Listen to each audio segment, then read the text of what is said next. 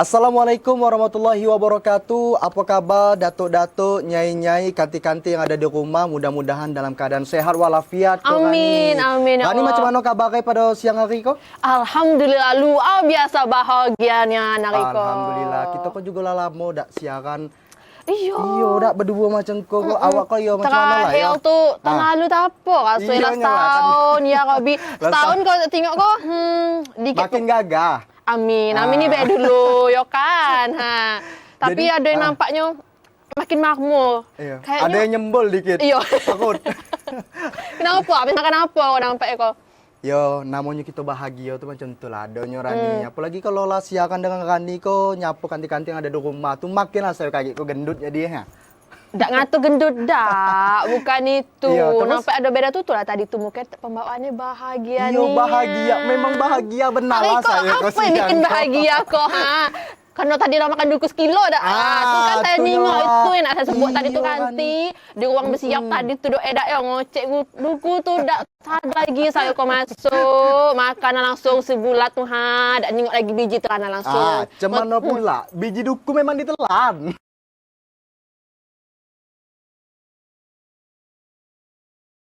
Kalian musim dak? Benar kan? Banyak go musim-musim buahan. Iya. Dari duren, rambutan, kini kau balik pula ke duku. Nyok ginya lah. Enak benar lah tu, puas kan. Ada lah gue tu. Apa? Cuk, Dari duren yo. hingga musim rambutan. Asik, lanjut. Kaki ayo, Kaki. kabar gitu. Nah, memang Iya. sekarang lagi kalau kita tengok pinggir jalan tuh banyak dan musim-musim. Betul benar lah. Ngomong tentang musim kok tadi tentang musim buah. Nah, di Pekalbar kok kita juga bakal ngasih info kok tentang peralihan musim kanti-kanti termasuk dalam topik utama kita kok di mana BPBD ngasih peringatan dini terhadap ancaman peralihan musim. Dan juga kanti-kanti Perum Bulog Kerinci nerimo tambahan stok beras sebanyak 300 ton. Selain itu, cadangan pangan jadi andalan tangani bencana di Tanjung Jabung Timur. Nah, macam mana informasi selengkapnya bersama saya, Kerani Liana. Dan saya Yogi Aprilianto, Ikola Berkabar Jambi. Selengkapnya.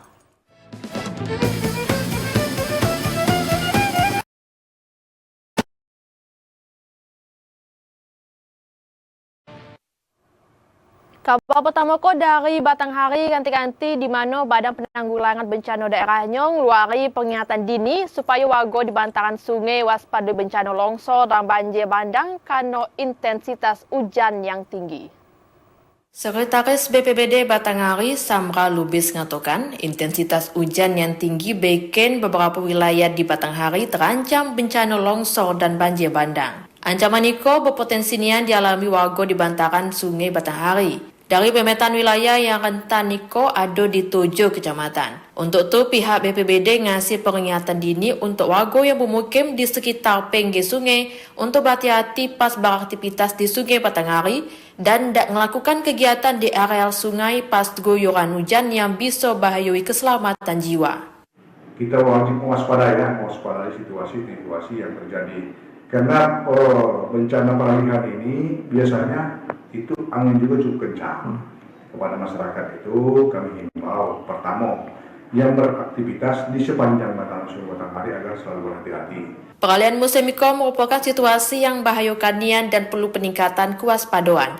Dikarenakan di tengah curah hujan tinggi cenderung disertai angin kencang yang berdampak merusak fasilitas umum dan mengancam keselamatan. Adi Juniawan, TPRI Jambi melaporkan. Kanti-kanti masih terkait dengan peralihan musim di mana intensitas hujan yang masih cukup tinggi membuat bencana alam berpotensi terjadi di wilayah Provinsi Jambi. Untuk mengantisipasi bencana seperti banjir dan tanah longsor, Balai Pelaksana Jalan Nasional menyiapkan sejumlah personel dan peralatan di lapangan. Intensitas hujan di Provinsi Jambi masih cukup tinggi dalam beberapa hari ke depan. Kondisi itu mempengaruhi bencana hidrometeorologi yang berpotensi terjadi di sejumlah daerah, seperti di Kabupaten Kerinci dan Kota Sungai Penuh yang merupakan daerah rawan bencana longsor saat musim hujan. Antisipasi dan siap siaga mulai dilakukan jika sewaktu-waktu terjadi bencana longsor maupun banjir. Kepala Balai Pelaksana Jalan Nasional Provinsi Jambi, Ibnu Kurniawan mengatakan, pihaknya telah menyiapkan sejumlah personel dan alat berat di lapangan sehingga penanganan bencana longsor bisa ditangani dengan cepat dan tidak menimbulkan kemacetan. Kami sudah menempatkan beberapa alat-alat berat di lapangan ya. Kalau di Jambi itu kan yang paling banyak berpotensi untuk longsor kan di daerah Kerinci, sehingga penuh Kerinci sana lah gitu ya. Jadi alat itu standby, terus tim posko juga di sana juga tetap standby. Tidak hanya longsor, pihak juga mengantisipasi bencana banjir di sejumlah daerah di Provinsi Jambi. Beberapa daerah yang mulai terdampak banjir juga mengakibatkan kemacetan di jalan nasional. Joko TVR Jambi melaporkan. Sementara itu, ganti-ganti jalan penghubung antara Desa Gedang dan Tanah Kampung Kota Sungai Penuh terendam banjir. Banjir dikarenakan luapan sungai sehingga mengakibatkan akses lalu lintas terhambat. Lebih setahun jalan penghubung antara Desa Gedang dan Desa Tanah Kampung Kota Sungai Penuh terendam banjir.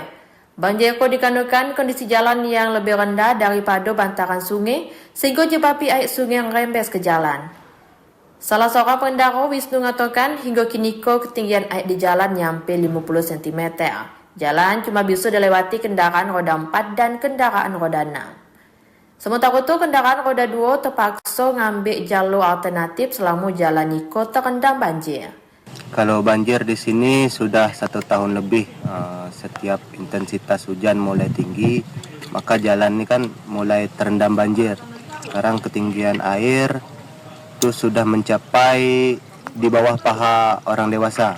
Warga berharap adanya perhatian dari pihak terkait untuk bantu mengatasi masalah banjir yang terjadi di jalan Niko, sehingga jalan bisa dilewati dengan aman dan lancar. Fahlan TPRI Jambi melaporkan. Informasi lainnya kanti-kanti ketersediaan cabai serta bawang merah maupun bawang putih di pasar tradisional dalam Kabupaten Sarolangun masih bergantung dari luar daerah. Untuk menstabilkan harga, Dinas Koperindak akan terus jaga pasokan. Cuaca ekstrim sangat mempengaruhi terhadap ketersediaan serta pasokan komoditas sayur mayur jenis cabai merah dan cabai rawit serta bawang merah dan bawang putih di pasar tradisional Kabupaten Sarolangun. Karena naik turunnya harga komoditas tersebut sangat dipengaruhi cuaca di sentra pertanian. Sekretaris Dinas Perindustrian, Perdagangan UMKM dan Koperasi Kabupaten Sarolangun Imron mengatakan, dalam 2 pekan terakhir harga komoditas cabai sempat melambung tinggi, mencapai Rp80.000 per kilogram. Namun untuk saat itu harga cabai merah sudah turun di kisaran harga Rp35.000 hingga Rp38.000 per kilogram. Sementara cabai rawit di harga Rp35.000 per kilogram. Sedangkan harga bawang merah Rp32.000 per kilogram dan bawang putih masih bertahan di harga Rp40.000 per kilogram. Untuk harga barang sembako di pasar relatif normal ya. Kalau lonjakan itu kemungkinan hanya ke hasil-hasil pertanian sepertinya ya. Diskoperindak Sarolangun terus melakukan pemantauan guna memastikan ketersediaan terjaga di pasaran agar kestabilan harga komoditas terkendali. Jika terjadi permasalahan pasokan, pihak akan langsung melakukan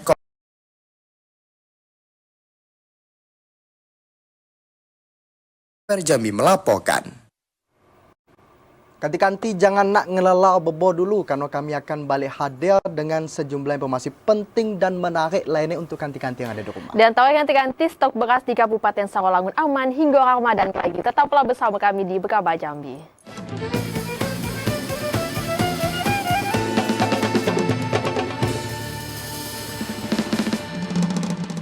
Terima kasih kanti-kanti masih nonton Bekaba Jambi. Nah kanti-kanti kok lah jam 2 siang nampak lah banyak lah makan siang. Kok lah lewat lah dak yo jam makan siang. Orang tuh makannya langsung di tempat kondangan. Oh ya hari Minggu kok rencana tadi saya nak stop dulu kondangan. Nengok jam tadi ya terlambat lagi. Agak be. Kondang agak labis biasa agak sore kok. Bagian yang kok piring dak apa lah. Nah kalau awak tadi lah makan siang. Lah sudah alhamdulillah. Makan apa? Ya makan ikan tuh lah. Makan Karena ikan. hobi ikan. Tebak makan ikan apa lah, Wak? Ikan baung. Nyo. Ikan apa? Ikan sepat, tak tahu. Nak pantun ikan sepat, ikan tenggiri. Apa tuh? Elo. Kira dah. Biasa awak suka dimasak apa? Ikan sepat? Enak tuh kalau ikan sepat kok enak kok di sambal. Kalau ikan apa betok kok enak di Sambal juga. Nyo. Apa? Tempoyak enaknya. Nggak pernah saya kalau udah betok belum. Cubo lawak ke orang Jambi cubo tuh. Masak tempoyak yo. Kalau saya tuh kalau tempoyak tuh ikan-ikan baung macam lagu. Apa dulu lagu Ya, nggak tahu. Ada apa kok tentang ikan? Nah, kau jadi tadi kalau tuh? tentang ikan kok nanti kabar kok selanjutnya tentang ikan juga. Di mana apa harga dulu? ikan laut dan ikan sungai macam ikan nila mengalami kenaikan. Tingginya harga ikan dipengaruhi berbagai faktor, di antaranya cuaca ekstrem dan harga pakan ikan yang tinggi. Tak cuma harga kebutuhan pokok hasil pertanian yang mengalami kenaikan, tapi harga ikan laut juga turut mengalami kenaikan di pasar tradisional Sengeti Poro Jambi. Macam ikan sarden yang biasanya dijual Rp28.000 per kilogram, kini naik jadi Rp30.000 per kilogram. Ikan kembung juga naik dari harga Rp35.000 jadi Rp38.000 per kilogramnya. Pedagang ikan Mansur mengatakan tingginya harga ikan laut dikarenakan ketersediaan yang berkurang dari pemasok. Minimnya ketersediaan diduga karena para nelayan tak ngelaut karena cuaca ekstrim berupa gelombang tinggi, hujan deras dan angin kencang. Pedagang berharap cuaca kembali normal sehingga tak ngaruhi ketersediaan ikan laut di pasar. Gaya beli agak kurang menyepi orang. Iya. Sehari bisa berapa kilo Pak yang kita habiskan? Paling sekitar 15 kilo. Sebelumnya Biasa kan 20-an. Tak cuma harga ikan laut, ikan sungai macam ikan nila juga ikut naik. Dari semula di harga Rp26.000 per kilo.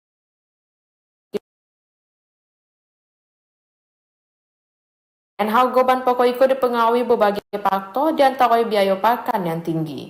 Azam Afnan, TPRI Jambi melaporkan. Informasi lainnya kanti-kanti Perum Bulog Kerinci balik nerimo tambahan stok beras dari Palembang dan Lampung sebanyak 300 ton. Saat itu stok beras yang tersedia di gudang Perum Bulog Kerinci mencapai 800 ton dan mencukupi hingga 4 bulan ke depan. Perum Bulog Kerinci kembali menerima tambahan persediaan beras yang didatangkan dari luar Provinsi Jambi sebanyak 300 ton. Hingga kini jumlah persediaan beras yang ada di gudang Bulog mencapai 800 ton. Kepala Perum Bulog Kerinci Afrinaldi Sinaga mengatakan, dengan ada tambahan stok beras tersebut, mampu memenuhi kebutuhan masyarakat Kota Sungai Penuh dan Kabupaten Kerinci hingga 4 bulan ke depan, termasuk memenuhi kebutuhan masyarakat saat menyambut bulan Ramadan dan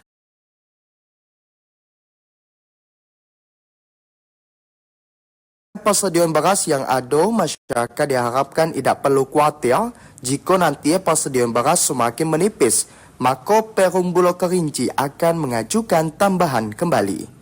Untuk saat ini kita ada pengiriman beberapa dari wilayah untuk mendukung program kita untuk ketahanan stok penuh, stok untuk memenuhi kebutuhan di Kabupaten Kerinci dan Kota Sungai Penuh. Selain itu, Perum Bulog Cabang Kerinci juga berkomitmen untuk menjaga kebutuhan masyarakat serta kestabilan harga, sehingga masyarakat bisa mendapatkan kebutuhan pokok yang terjangkau seperti beras, gula, minyak goreng, dan lain sebagainya guna memenuhi kebutuhan keluarga. Fahlan, TV Jambi melaporkan.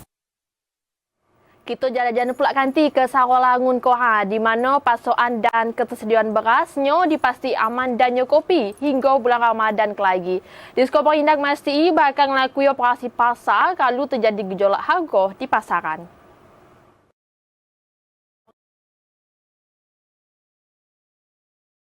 Ketersediaan stok cadangan pangan pemerintah terkendali.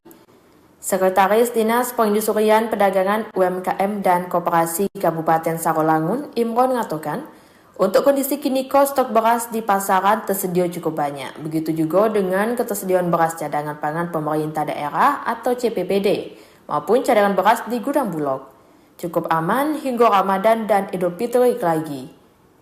Pemerintah daerah bakal tetap mempertahankan cadangan beras sehingga harganya diupayakan tetap normal dan stabil di pasaran. Pemerintah Kabupaten Sarolangun yang tergabung dalam TPID bakal selalu melakukan pemantauan dan pengawasan kalau terjadi kekurangan pasokan. Maka akan segera melakukan langkah strategis macam melakukan gerakan pangan murah yang selama ini telah dijalankan. Berdasarkan laporan dari kita kan ada petugas kita. Ada petugas kita di lapangan yang selalu memantau untuk ketersediaan beras yang ada di kita tidak memasang target.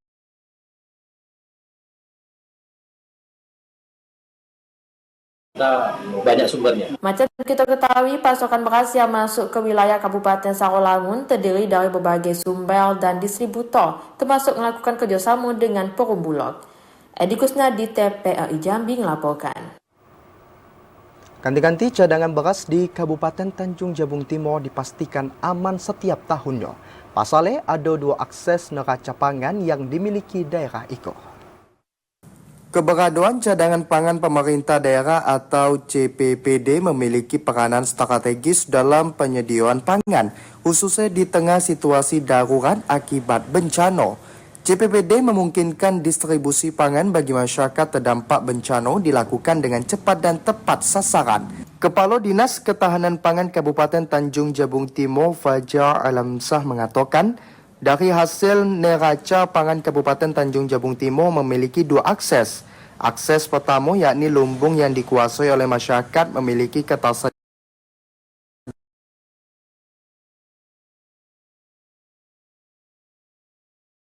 sebar di gudang beras dan toko-toko. Neraca pangan IKO diketahui berfluktuasi setiap minggu. Selain CPPD di tingkat kabupaten atau kota, cadangan pangan pemerintah desa juga memegang peranan penting. Persediaan IKO dikelola oleh pemerintah desa dan juga dapat digunakan sebagai langkah awal dalam situasi darurat. IKO menjadi bentuk pertolongan pertama yang sangat vital mengingat jumlah penduduk serta potensi rawan bencana di daerah IKO. Akses lumbung, ada juga dari akses masyarakat. Dari akses lumbung ini cadangan pangan yang dikuasai sama masyarakat sekitar 20.000 ton. Sementara yang di akses pangan ada sekitar 3.000 tonan. Dinas Ketahanan Pangan Kabupaten Tanjung Jabung Timur menargetkan cadangan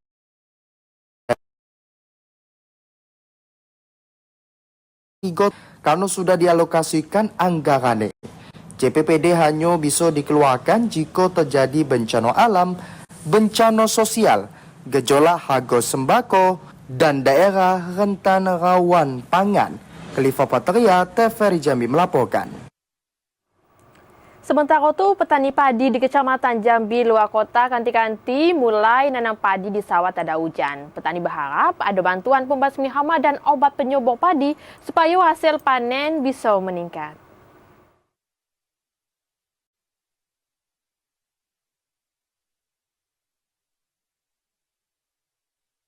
Di akhir bulan Januari 2025, para petani di Desa Rengas Bandung, Kecamatan Jambi, luar kota, Kabupaten Muaro Jambi, mulai turun ke sawah nanam padi di pesawahan tak ada hujan.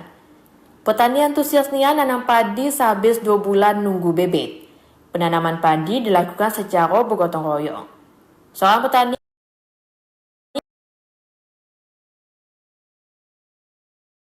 lagi. Petani berharap ada bantuan pembasmi hama, macam hama tikus dan keong yang bisa merusak tanaman padi yang baru ditanam.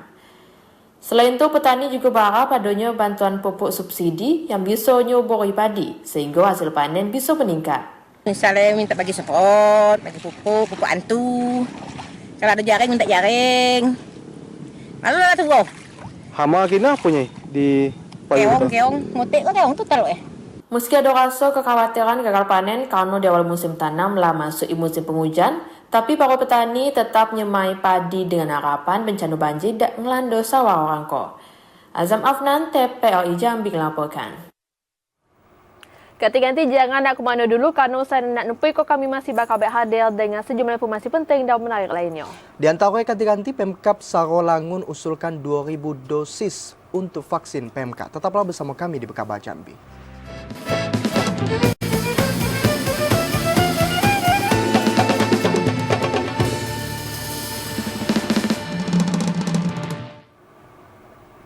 Terima kasih kanti-kanti karena masih setia menyaksikan Kabar Jambi pada siang hari. Kau tak kan yo? Iya. Nah kanti-kanti kau ada berita terkait dengan wabah PMK pada hewan ternak kian menggemparkan Indonesia belakangan iko.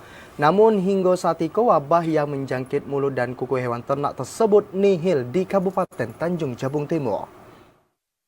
Wabah penyakit mulut dan kuku atau PMK hewan ternak sapi dan kambing merebak di beberapa daerah di Indonesia. Dalam 2 tahun itu, kasus PMK masih belum ditemukan di Kabupaten Tanjung Jabung Timur dari jenis ternak sapi, kambing ataupun domba yang rentan terinfeksi. Kabid Keswan dan Kesmafed Dinas Perkebunan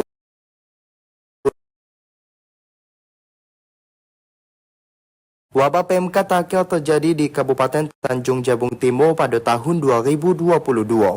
Wabah tersebut menjangkit 69 hewan ternak dengan 0 kasus kematian.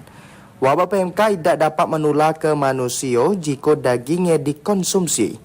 Hanya baik harus melewati proses perebusan air panas dengan suhu 70 hingga 95 derajat Celcius selama 30 menit.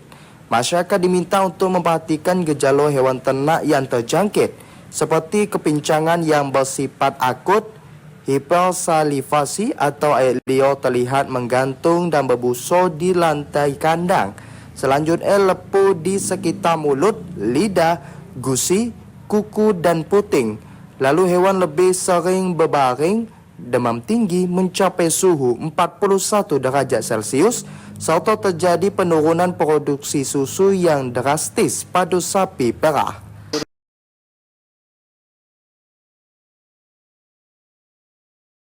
2022 kemarin ada. Disbudnak Kabupaten Tanjung Jabung Timur telah melakukan koordinasi dengan Dinas TPH dan Peternakan Provinsi Jambi, Balai Veteriner Bukit Tinggi dan Satker terkait pengawasan lalu lintas ternak.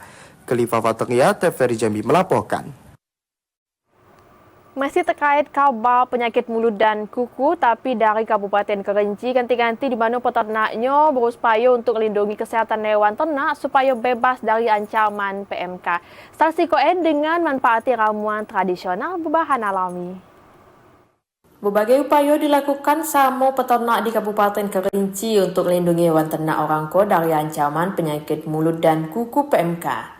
Salah sikoe dengan manfaati ramuan tradisional berbahan alami macam kunyit, temulawak, jahe dan madu yang dipercaya punya khasiat sebagai antiseptik dan peningkat imunitas alami. Semua bahan dihalusi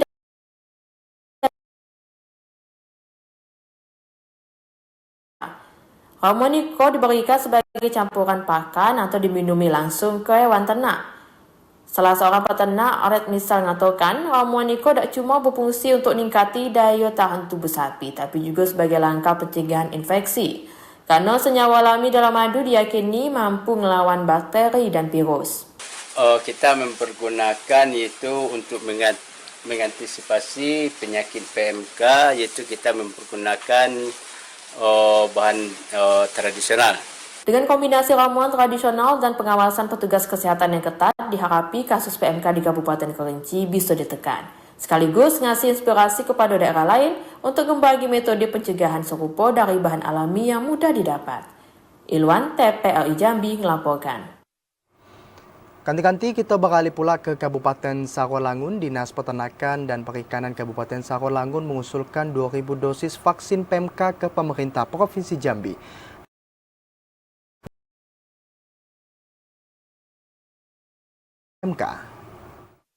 Meski kasus penyakit mulut dan kuku PMK yang menyerang hewan ternak jenis sapi di wilayah Kabupaten Sarolangun masih nihil, namun langkah antisipasi menjadi prioritas pemerintah Kabupaten Sarolangun, apalagi menjelang memasuki bulan suci Ramadan.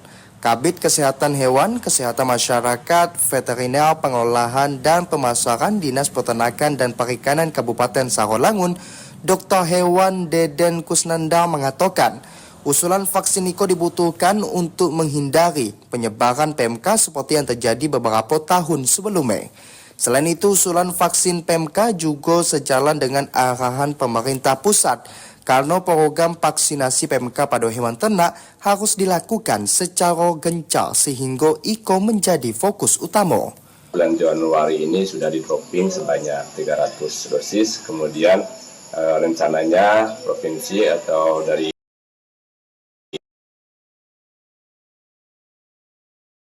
Iko jauh lebih sedikit dibandingkan dengan populasi hewan ternak.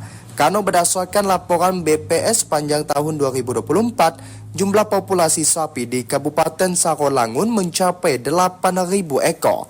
Edi Kusnadi, TVRI Jambi melaporkan. Dinas Perkebunan dan Peternakan Batanghari sejauh kola ngupayakan pencegahan penyakit mulut dan kuku PMK dengan ngasih vaksin untuk ternak. Peternak juga diimbau untuk ngelapor kalau ditemukan gejala PMK yang mulai nyerang hewan ternak. Sejauh itu, berbagai upaya pencegahan terhadap wabah PMK yang nyerang ternak sapi lah dilakukan pemerintah Kabupaten Batanghari. Bahkan pemberian dosis vaksin PMK hingga vitamin pun jadi salah satu langkah antisipasi dini yang lah digoleri pemerintah pada setiap kelompok tani atau pemilik ternak di 8 kecamatan. Namun demikian, Kepala Dinas Perkebunan dan Peternakan Batanghari Mara Mulia Pani mengatakan ada beberapa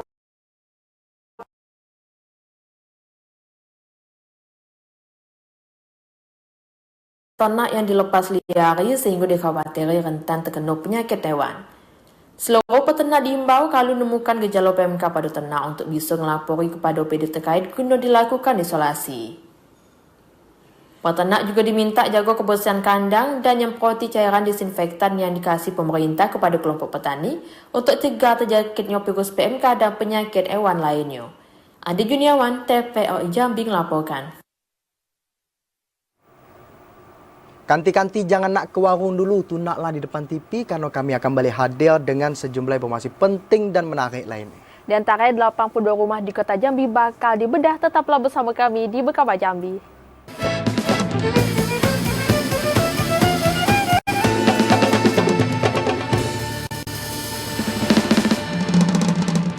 Terima kasih Datuk-Datuk Nyai-Nyai yang kita rasa nampai siang ko Datuk-Datuk Nyai-Nyai itulah yang stay kau di depan TV. Kenapa macam tu? Karena yang lain ko lagi kondangan di jam-jam siko ko biasa lagi rame. Lagi rame. Ay, mana tahu sambil di jalan ganti kita ko nonton. Iyo. Kenapa? Karena TPI kan juga bisa nonton live streaming. Wah, dari di HP.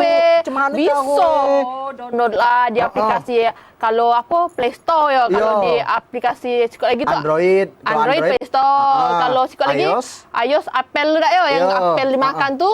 Apa namanya? App Store. Carilah TPRI Klik namanya. Jadi kita bisa nonton di situ bisa. Yo. Dah harus kita tunak depan TV dah. Oh, jadi kita kok salah kalau kita nyebut kanti-kanti harus tunak di depan TV. Dah, Depan iya. HP bisa. Bisa.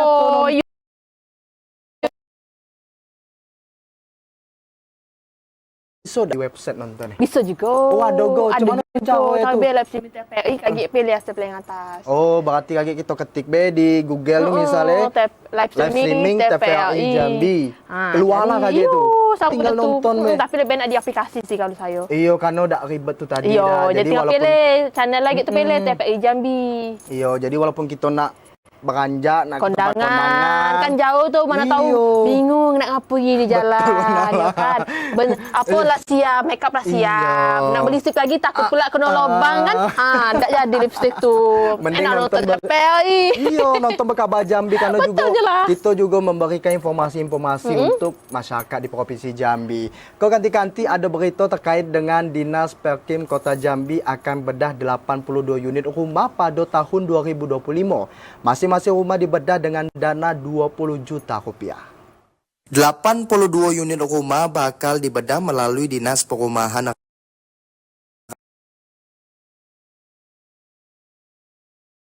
Maiko merupakan pengajuan dari para warga dan melalui proses seleksi yang dilakukan dinas terkait. Masing-masing rumah dibedah dengan dana 20 juta rupiah menggunakan APBD Kota Jambi.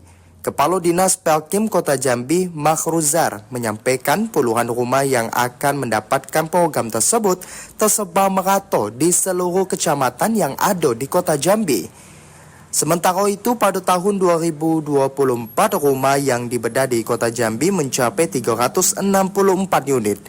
Tak hanya menggunakan APBD Kota Jambi, bedah rumah tahun 2024 juga menggunakan dana Domisake dan APBN.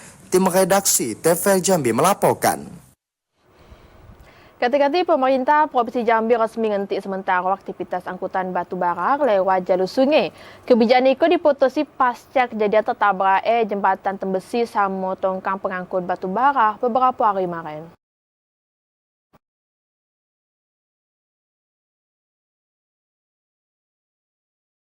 Aktivitas angkutan batu bara lewat jalur sungai. Penghentian Niko dilakukan untuk menindaklanjuti peristiwa tertabraknya lagi jembatan Tembesi di Kabupaten Batanghari sama tongkang pengangkut batu bara yang akibati rusaknya tiang pelindung atau fender jembatan. Asisten 2 Setda Provinsi Jambi yang sekaligus Wakil Ketua Satgas Wasgakum Angkutan Batubara Jambi Johan Syah mengatakan, berdasarkan hasil rapat IKO, ada 6 poin yang disepakati dalam penghentian sementara angkutan batubara lewat jalur sungai. Di antaranya pihak perkumpulan pengusaha tambang batubara atau PPTB diminta untuk bikin surat pernyataan dan surat kesanggupan pembayaran jembatan Tembesi kepada Balai Pengelola Jalan Nasional. Selain itu, setiap pengusaha tambang batubara dan keagenan kapal yang gunakan jalur sungai diwajibi untuk menaati peraturan Gubernur Jambi nomor 26 tahun 2024 tentang lalu lintas dan angkutan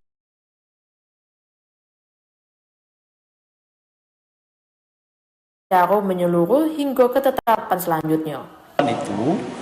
Itu harus terpenuhin. Nah, kalau itu terpenuhin, maka nanti kita akan evaluasi, nanti baru kita akan mengambil langkah apa yang selanjutnya akan kita lakukan seperti itu. Pencabutan penghentian aktivitas angkutan batubara lewat jalur sungai bakal diputusi pemerintah Provinsi Jambi sampai selesainya pembayaran tiang pelindung jembatan Tembesi. Randiarta, TPRI Jambi melaporkan. Kanti-kanti ko ada berita yang penting benala khusus untuk warga Kota Jambi, di mana Pemkot Jambi ko terapkan sanksi denda bagi masyarakat yang buang sampah sembarangan. Hal itulah diatur dalam peraturan daerah Wali Kota Jambi tentang penanganan sampah. Persoalan sampah di Kota Jambi masih belum tuntas, bahkan volume tumpukan sampah terus meningkat di sejumlah titik dalam Kota Jambi. Dinas Lingkungan Hidup Kota Jambi kembali melakukan peraturan daerah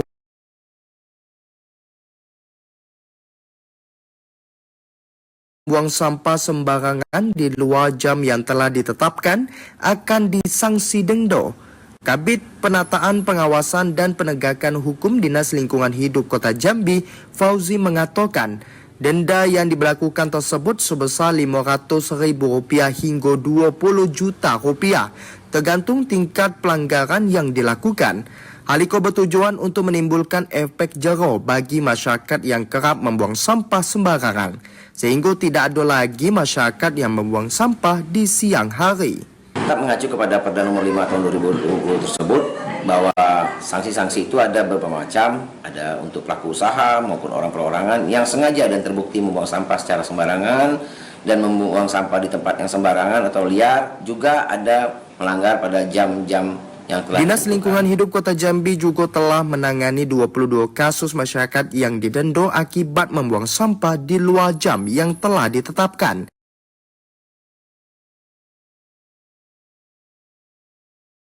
Oh, kita tahu jangan nak buang sampah sembarangan. Iya jelas. Kena denda tadi 500 sampai 20 juta. Ya Rabbi. Mungkin kok salah satu bentuk supaya masyarakat tuh jago kan nih, biar tidak ada lagi yang buang sampah sembarangan, apalagi buang sampah itu yang siang hari. Di luar jam yang ditentui tadi tuh. Berarti kalau kita nengok macam tuh, mungkinlah tong sampah tuh boleh dibuang sampah kita yang ada di rumah tuh dari pagi sampai sekitaran sebelum Zohor lah, tidak lepas dari itu kaki kena denda berarti. Kena denda. Karena ada lah jam tadi tetapi denda juga lumayan 500.000 bawa jalan-jalan tuh. Ya beli duku dapat berapa kilo tuh. Ya Rabbi. Apalagi 20 juta. Bisa kita jadi pengusaha duku tuh jadi. Saya balik ke langsung jalan duku buka gelas. Ya lumayan nanti tuh. Mending daripada kita lah buang sampah kena denda, mending duit tertabung tadi. Betul. Buanglah sampah dengan benar. Betul. Kalau bisa dipilah-pilah sampah tuh.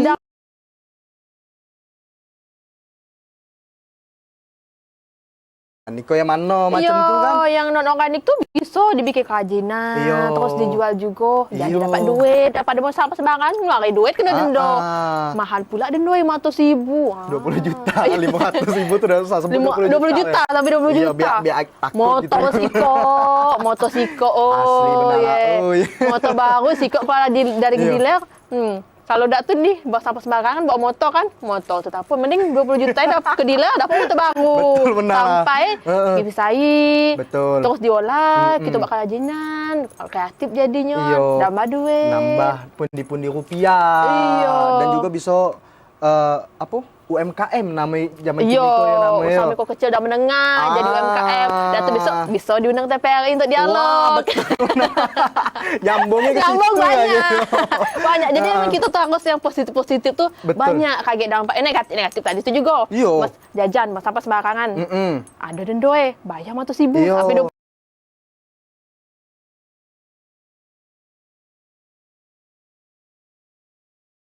Nah, iya, air kaget sungai banjir, meluap Yo, tuh, jadi betul, banjir sumbat juga. tuh. Wah, itu kan bahaya. Jadi kita juga mengimbau juga pada masyarakat kalau bisa bakal sampah tuh di pekarangan rumah masing-masing. Ya dah? Jadi buang tempat pemungutan tempat buang sampah lah. tidak apa Iya. juga. Karena ada petugasnya Iya juga juga. kan. Iya. Itu kalau udah nak ribet ya. Kalau nak agak ribet dikit, bakal lah dewek di pekarangan rumah tuh kan biar dak menambah volume sampah yang ada di kota Jambi. Tentunya dengan cara bakalnya juga dengan sesuai ketentuan. Iya betul. Jangan bakar nak sembarangan. Nah tuh maksud Iya, saya. Itu Untung lagi sampai. Jadi saya tidak salah nyebut. Nah, ganti-ganti jangan nak ke mana-mana dulu. Iya. Ganti-ganti karena Usaha dan Upeko kami masih bakal hadir dengan sejumlah informasi penting dan menarik lainnya untuk ganti-ganti. Di antara ganti-ganti 64 kasus kebakaran ditemukan di Kabupaten Batanghari. Tetaplah bersama kami di Kabar Jambi.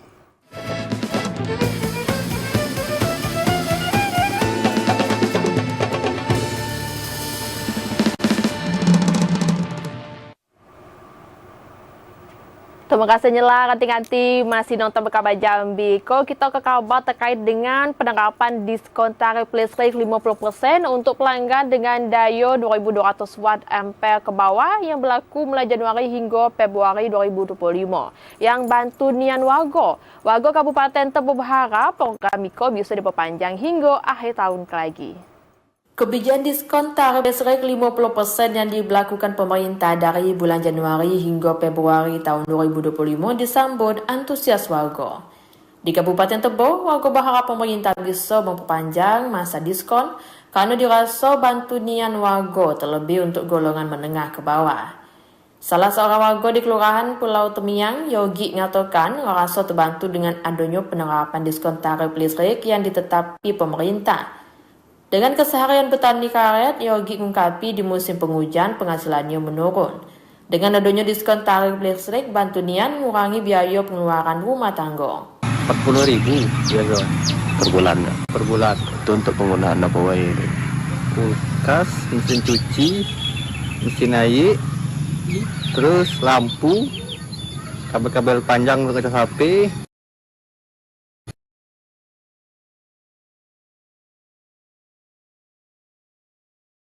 Terutama bagi warga yang membutuhkan.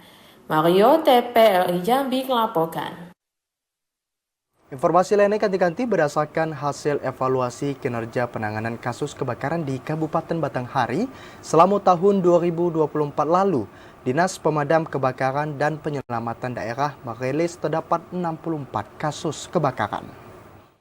Kabid Pemadam Penyelamatan dan Sarana Prasarana Dinas Pemadam Kebakaran dan Penyelamatan Batanghari Jasmine mengatakan, dari hasil evaluasi kinerja terhadap penanganan kebakaran, ditemukan sebanyak 64 kasus kebakaran di Kabupaten Batanghari selama tahun 2024.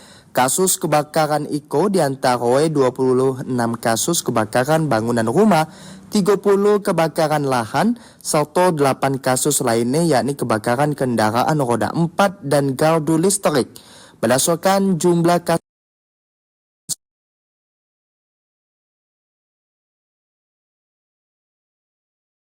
yang memanfaatkan musim kemarau untuk memudahkan membuka lahan dengan cara membakar. Selain itu, untuk wilayah yang cenderung sering ditemukan kasus kebakaran berada di 3 kecamatan, yakni Muaro Bulian, Bajubang, dan Mersam. Jasmine juga mengatakan selain upaya penanganan kebakaran, pihak HE juga akan melakukan sosialisasi terkait langkah pencegahan kebakaran terhadap rumah maupun lahan perkebunan pada masyarakat. Ade Juniawan, TVRI Jambi melaporkan. Nah, ngapo kan Tiko sedih pula? Saya lah senyum sumringah. Tadi kau duk sedih ngapo, Yogi? Saya kok lesunya. Ngapo kan Ti? Sedih nih anak saya. Ngapo tuh? Tak terasa lah 1 jam kita kok Nah, ngawani kanti-kanti benar ada di rumah tuh. Nah, jadi saya tuh, aduh saya sedih nih, saya tak sanggup Pengen dengan ini, lagi tak sanggup. nak sampai kanti-kanti kau dak, tapi jangan Iya. sedih, tak apa-apa. Ah, Kaki kenapa kita tuh? berjumpa pula di lain waktu. Nanti